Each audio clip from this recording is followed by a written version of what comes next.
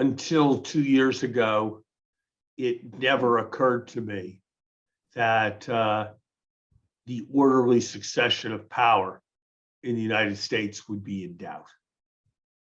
It never occurred to me for a moment in 2000 that when the Supreme Court expressed a judgment on Gore v. Bush, there would be any attempt to undercut that judgment, even by those who found it completely illegitimate and outrageous. So I think something very serious has happened. And I think it's a mistake to minimize it at all. One of the things that my fellow Democrats are doing that I am troubled by is by talking in broad brush ways about voting rights. They are conflating a set of issues having to do with whether people get to vote 2 weeks in advance of Election Day or 3 weeks in advance of Election Day, where one can argue both sides quite reasonably, with a set of very profound issues about whether state legislatures can invalidate elections, where it seems to me there's only one reasonable position.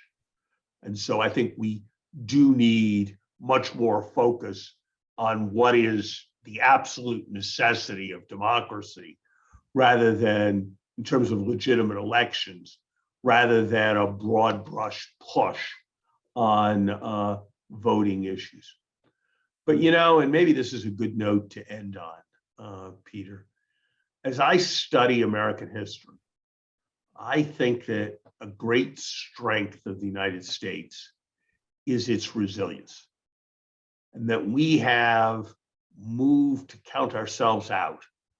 We have had our national dialogue defined by Jeremiads many times in the past, famously during Jimmy Carter's malaise, famously when John Kennedy warned that we were falling behind the Soviet Union, famously in the consensus around the 1990 period that the Cold War was over and Japan and Germany had won, famously when so many urged Franklin Roosevelt to take on dictatorial powers, famously when the Civil War started, when Patrick Henry proclaimed in 1792 that the spirit of the revolution had already been lost.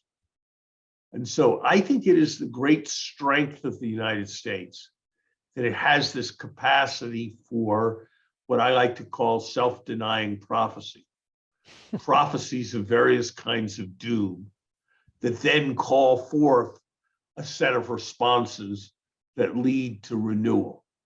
And while there are no certainties, that would be my expectation for our country going forward. As Winston Churchill did not say, but is said to have said, the United States always does the right thing, but only after exhausting all the alternatives. Ben